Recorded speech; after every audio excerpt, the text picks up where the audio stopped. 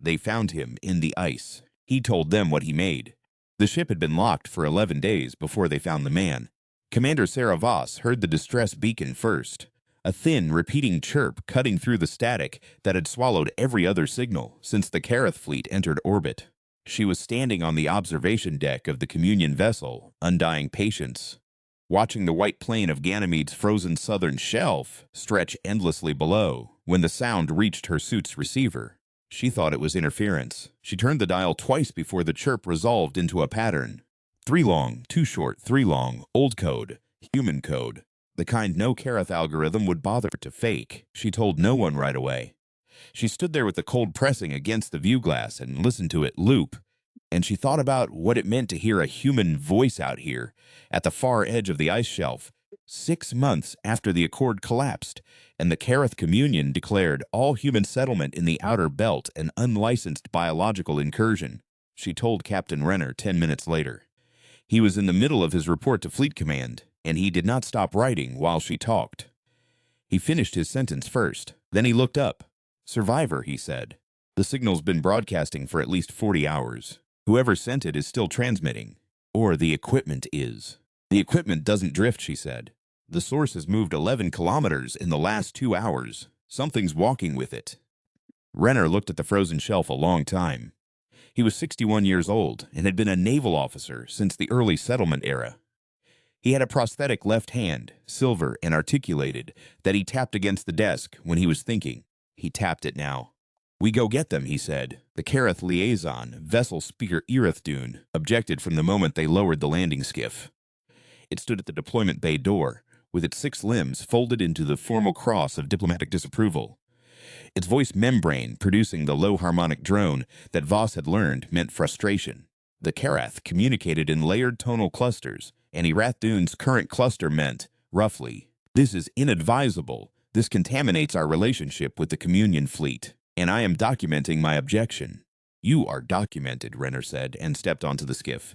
They found the man 3 kilometers from the base camp he had destroyed.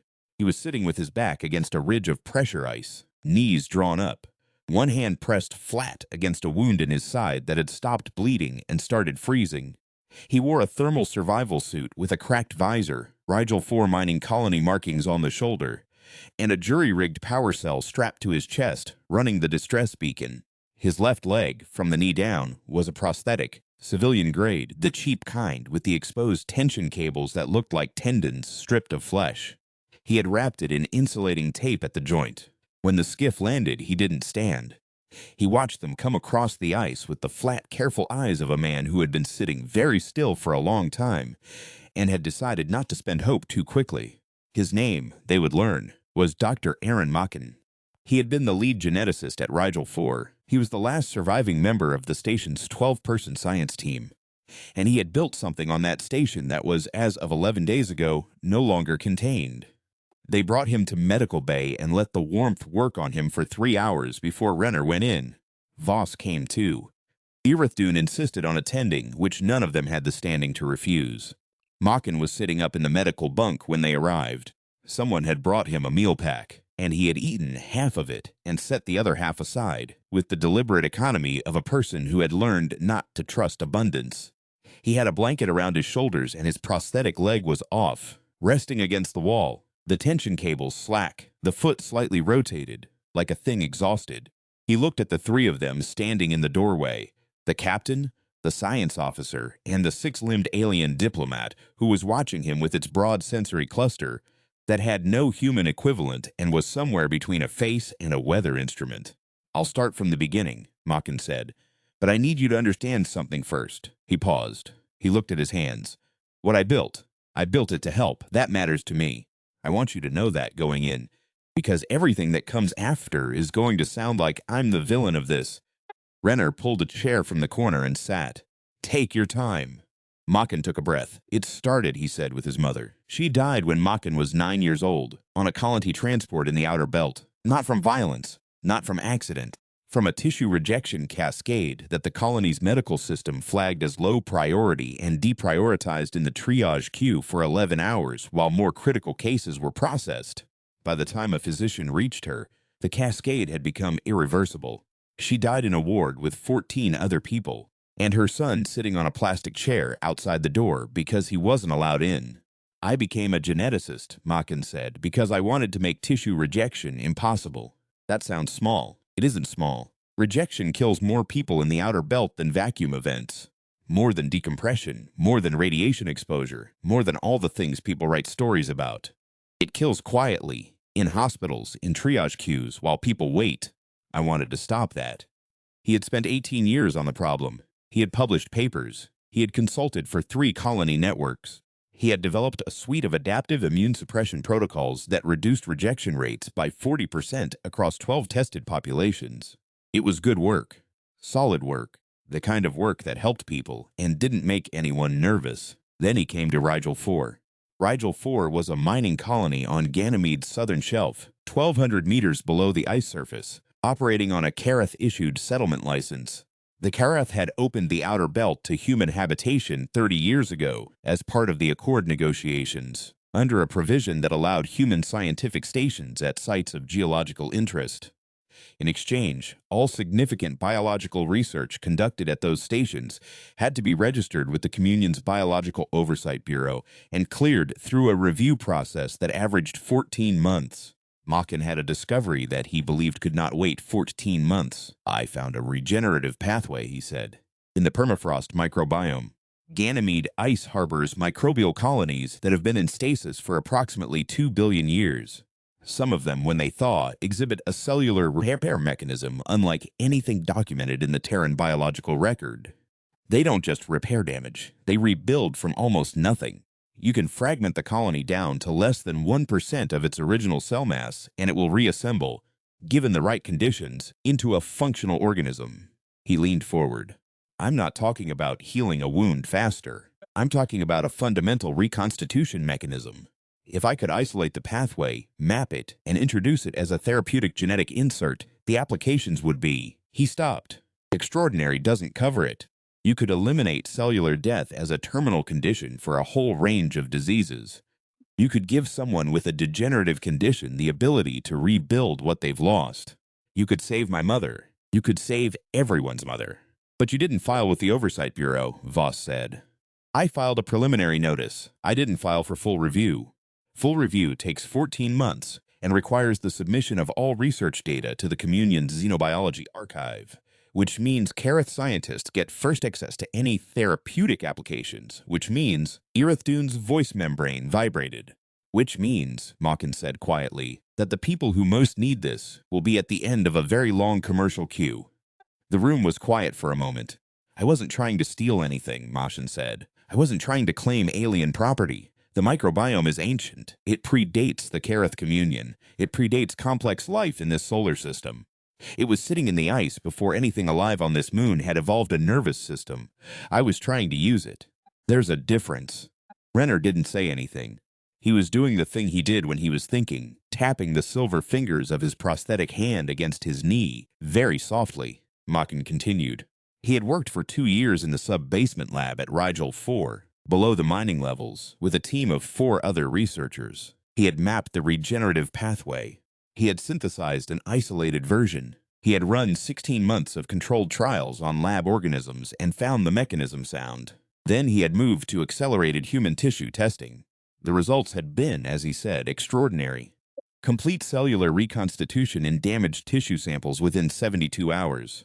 Full function restoration in neural tissue, which doesn't regenerate at all under normal conditions. In one trial, we took a spinal cord segment that had been severed and shattered, the kind of injury that means a lifetime in a mobility frame, and we watched it rebuild. In 72 hours. We watched it rebuild. His voice had changed when he said that. Something had gone very still in it, the way a person's voice goes when they are describing something they saw with their own eyes and have not yet reconciled with the world they thought they lived in. We named the construct, he said. That was a mistake, probably.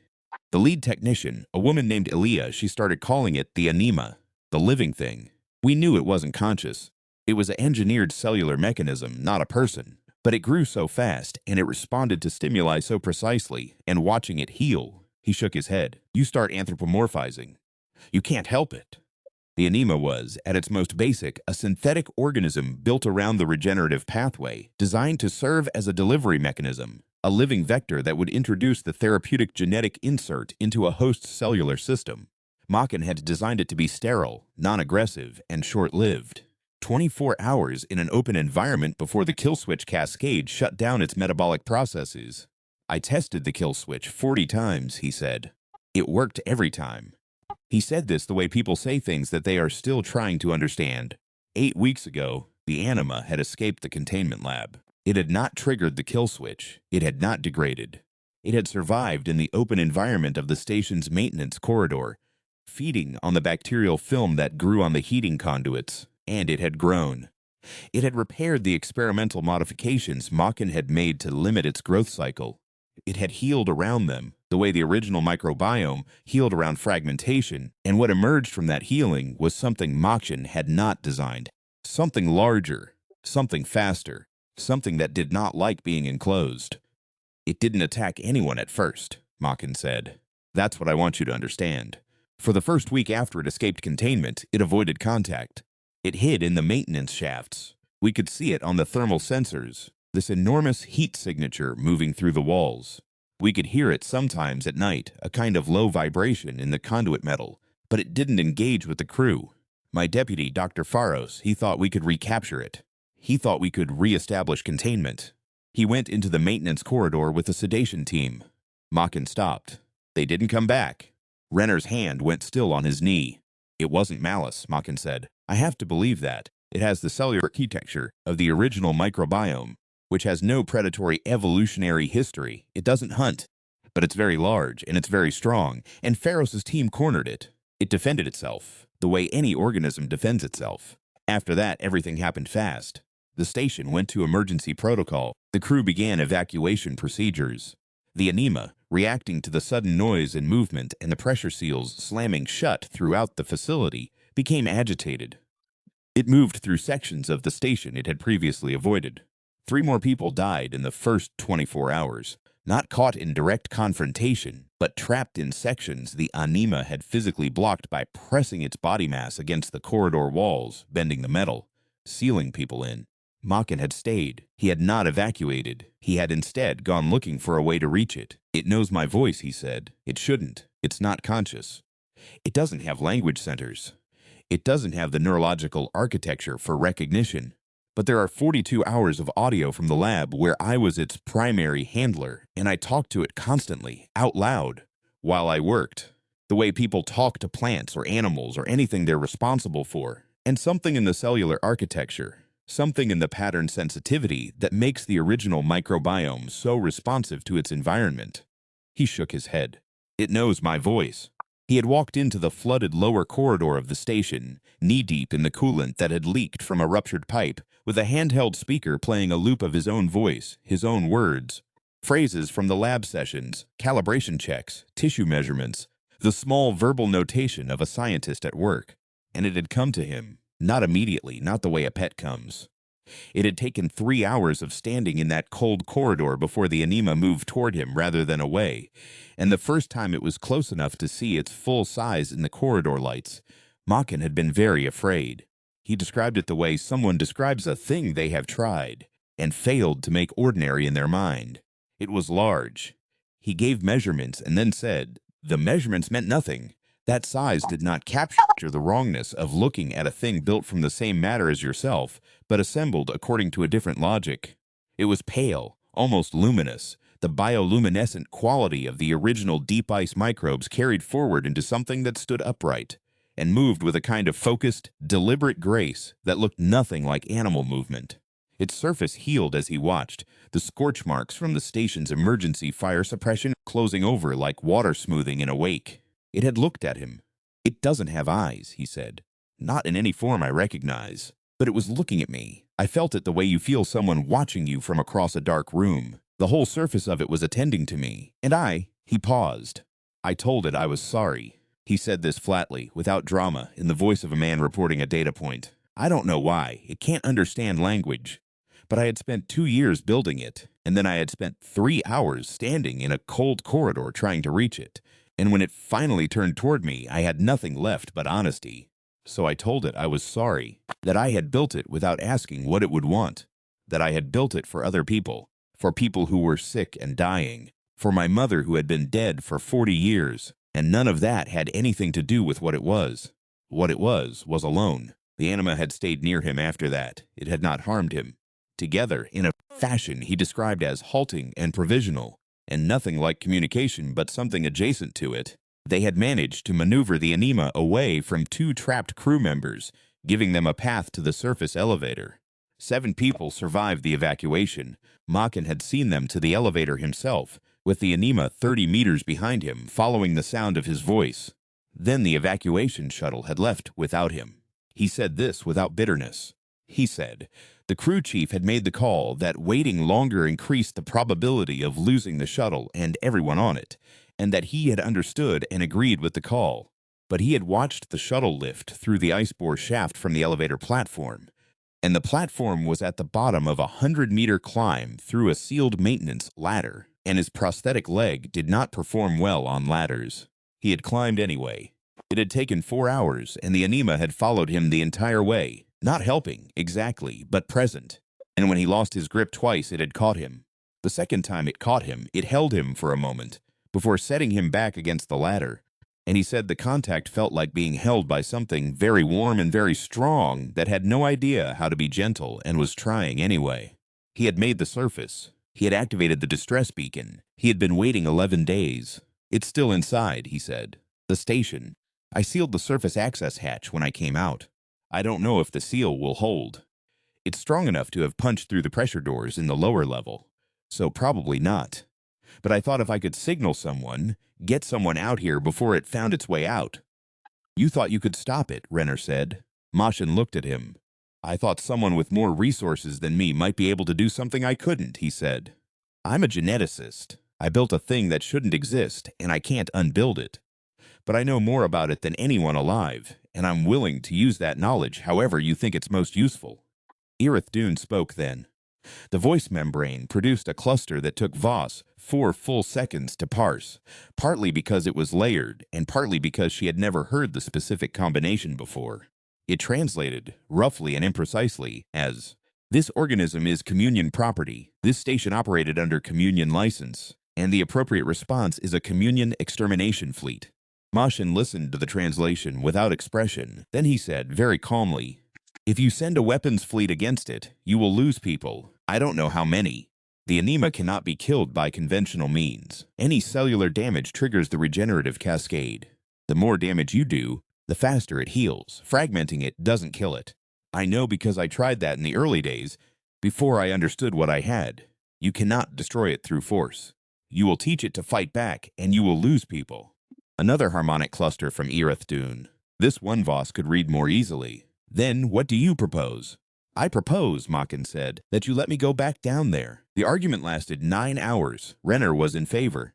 Voss had reservations, and she expressed them carefully. And Renner heard her out, and then he said, what alternative do we propose? An extermination fleet.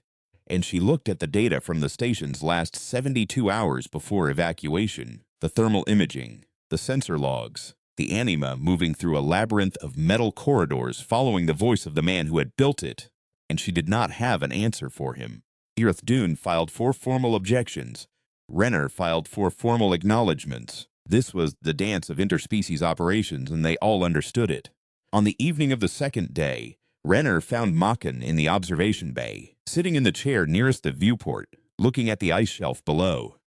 The lights were low, and the ice caught what little light there was and scattered it, and the shelf went white and luminous to the horizon in every direction. Makin was sitting with the prosthetic leg back on, one hand resting on the knee joint, very still. Renner sat next to him. They were quiet for a while. My hand, Renner said, eventually, lifting the silver prosthetic. Mining accident. 40 meters of cable under tension. I was 26. He turned the hand over, watching the articulated fingers move. Best medical technology they had on Ceres at the time, which wasn't much. I can feel pressure with it now, which they told me would never be possible. But I can't feel temperature. I can tell you something is very hot or very cold because the sensors flag it as a hazard, but the actual sensation, he shook his head. My wife holds this hand sometimes, and I can feel the pressure of it, and I know I'm being held, but I can't feel warm." Makin was looking at him. "The work you're describing," Renner said. "Rebuilding what's been lost. Giving people back what they should have had. I understand why you couldn't wait 14 months. "I should have found another way," Mashin said. "Maybe. People are dead. Yes." Pharos was, he stopped. He had a daughter, 8 years old. He used to show me pictures of her on his wrist display. She had this gap where she was losing her baby teeth. That look kids have, like their face is too big for what's in it. He pressed the heel of his hand against his eye briefly, a compressed gesture. "She's growing up without a father because I didn't wait 14 months. Renner was quiet. "You went back for your crew," he said. "You waited 11 days in the ice to keep that thing contained. That's not. You climbed 100 meters on a prosthetic leg rather than leave it behind you." He paused. "I've made decisions that cost lives. I've made the calculation where the math was close, and I chose one side of it, and people died on the other side. I'm not going to tell you that feeling goes away. But I'll tell you what I know about it after 30 years. He looked out at the ice. "You learn to carry it. You learn that carrying it doesn't mean it was wrong to be the person who carried it. The only people who never feel it are the people who were never truly responsible for anything." Machin said nothing for a long time. Then quietly, "It tried to come with me. When I sealed the hatch, I could hear it on the other side of the door. Not trying to break through, just." He put his hand flat against the viewport glass. "Present." They went down 4 days later. The team was small by design. Machin, Voss, 2 of Renner's most capable crew, a woman named Orr who had 12 years of hazardous environment response, and a young man named Calix who had grown up in an outer belt mining colony and had what Voss privately thought of as a constitutional inability to panic in enclosed spaces, and Irith Dune, who had exercised its diplomatic prerogative to attend and whom no one had been able to refuse. The descent through the icebore shaft was 40 minutes. The station below was dark. The automated systems had failed in the first week of the crisis, and what power remained was running the environmental controls on minimum. Their suit lights cut narrow channels through the black. The station had been damaged in ways that the sensor data hadn't fully captured. Walls bent inward. Corridor junctions where the anima had moved through with insufficient clearance were compressed into arches of deformed metal, the edges burnished smooth where they had been pushed gradually apart over time. A shape Voss recognized, with a cold feeling, as the outline of a shoulder. A rib cage. The anima moving through the geometry of this place and leaving the memory of its body in every wall it had touched. Nakin had a speaker rig, a chest-mounted unit, with a range of about 40 meters. He began broadcasting as soon as they cleared the elevator base, his own voice, again, the lab session recordings, the patient notations of a researcher at work, temperature nominal, cellular activity stable, regeneration rate at expected parameter. The small, ordinary words of a person doing careful work in a quiet room played into the dark of a station that had become something else entirely. For 20 minutes, nothing moved. Then the thermal scanner lit up, or said quietly, 60 meters, coming from below. The anima came up through the sublevel access. Through a deck plate it had pushed aside like a hatch, creating an opening where there had been none. It moved into the corridor with a deliberate, unhurried quality that was entirely unlike the sensor data Voss had reviewed from the crisis weeks, which showed it lunging and pressing and forcing its way through spaces that didn't accommodate it. Now it moved carefully. It came into the space between their lights in the dark and stopped. Irith Dune made a sound, not a formal diplomatic cluster, just a sound. The anima was very large. It was taller than the corridor ceiling by the extent to which it had learned to compress itself. Voss saw the ceiling tiles displaced along its path.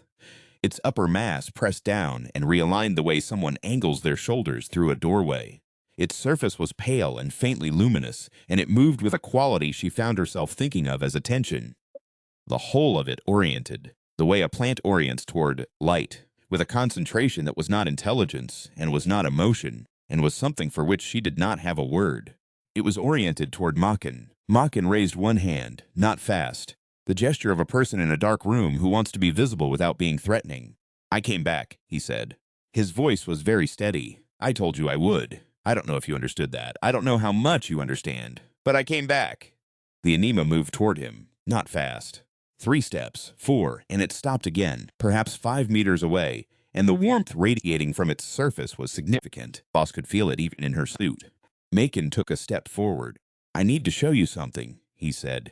He spoke slowly as though it might help, or as though it was simply what you did when you were responsible for something and had no other way to reach it. "I've been working on the ship, on the original pathway." He reached into his suit's chest pocket and removed a sealed vial, a containment cylinder, thumb-sized, holding a luminescent amber suspension. "I think I found the error. In the kill switch. I think I can fix it without." He stopped. "Tried again, without it hurting you. The process would take about 6 hours. You'd sleep through most of it. And at the end, you'd have the complete mechanism, the full regenerative system, and the kill switch would work. And I could." He stopped again.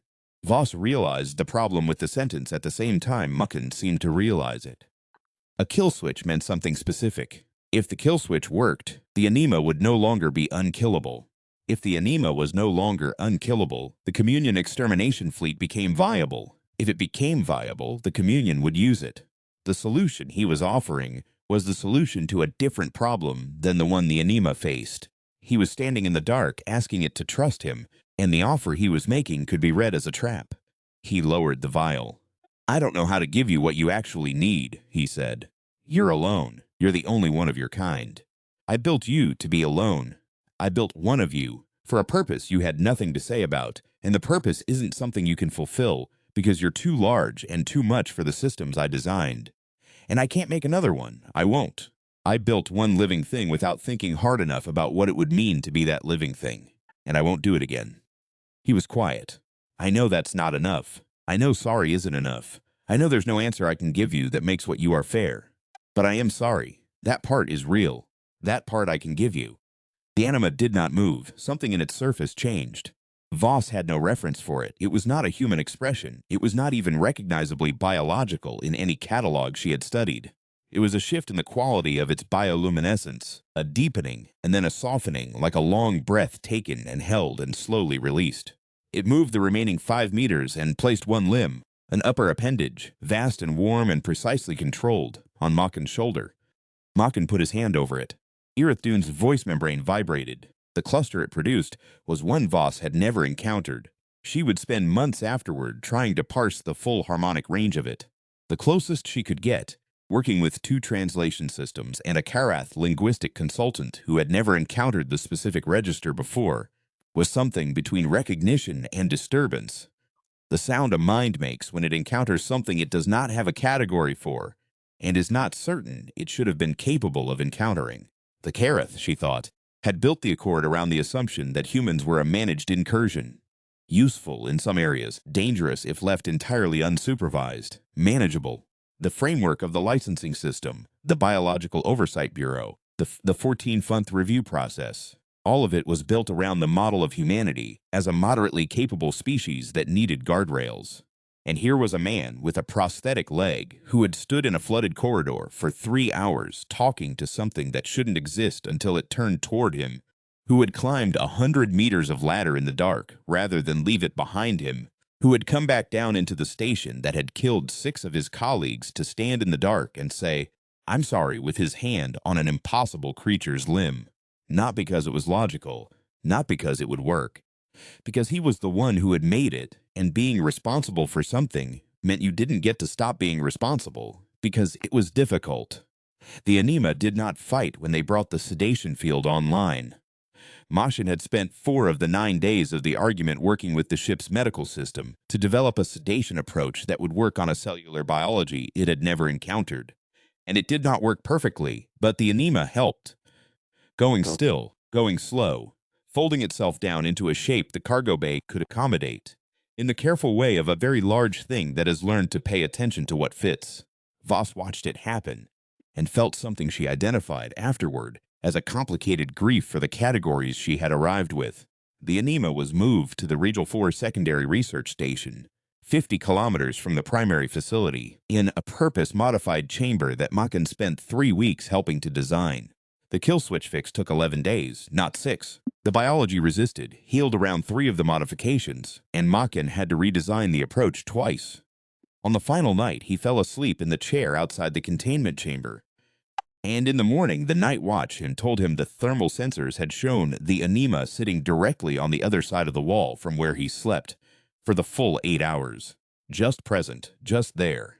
The Communion filed 47 formal citations against Makin and the Rigel 4 station administrators. Renner final 47 formal acknowledgments.